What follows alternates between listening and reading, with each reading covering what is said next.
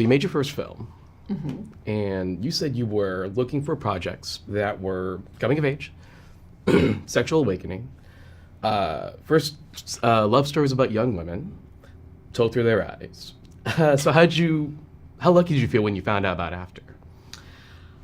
I was thrilled when I read the script for After. I had been looking for a project that was about coming of age, sexual awakening, told through a young woman's point of view. Yeah. And something that's very important to me as a filmmaker is authentic voices, authentic stories, was something that compelled me to make my documentary, All This Panic, and really what drove me to want to direct After.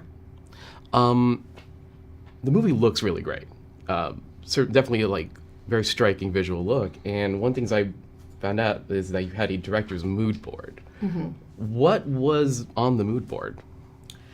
Oh gosh. Well, one of the things is I work really closely. I knew that cinematography and the look of this film would be so important. And my collaborator and my cinematographer, Tom Betterton, along with Adam Silver, they really created the mood and look of this film. And, you know, we took references from everywhere, from Instagram, from movies that we loved, but I knew that with After, the look and feel of the movie I wanted it to be very special and unique.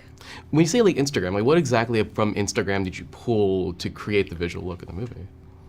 I was looking at a number of different young women's accounts and how they actually saw themselves and their friends, and you know, from photographing themselves or their friends in their rooms, the dorm rooms, and that's something that's really important, is how young women see themselves, and I wanted that reflected in After. Okay. The Avril Lavigne cover that shows up in the movie, it did take me about, I know that song, and I'm curious, like, how did that come about, and how did you place it in the film, you know, where it's currently at? You know, it was presented to me, and I love that song. When I was a young girl, I loved that song, and I love the cover of it. And we put it in during that scene where Tessa sort of makes herself up and then takes off the makeup. And and also when she has the fight with Hardin, and it felt very empowering, and it never moved from those scenes. The book is pretty long. Yes. Not negative. I'm just saying totally. it's around like 600 pages. And was there, like, how did you find ways to really like condense it for the film? Is there anything that you guys had to leave out that you really wanted to keep but knew you couldn't keep but couldn't make work in the movie? Right. The book is very long, and but it's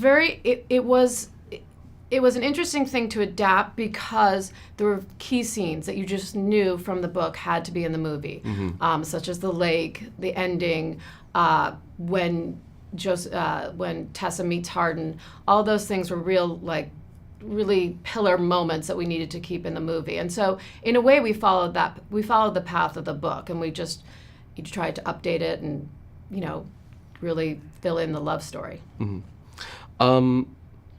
What's next for you? Like after this film, you have another project lined up? Yeah, I have some other projects lined up.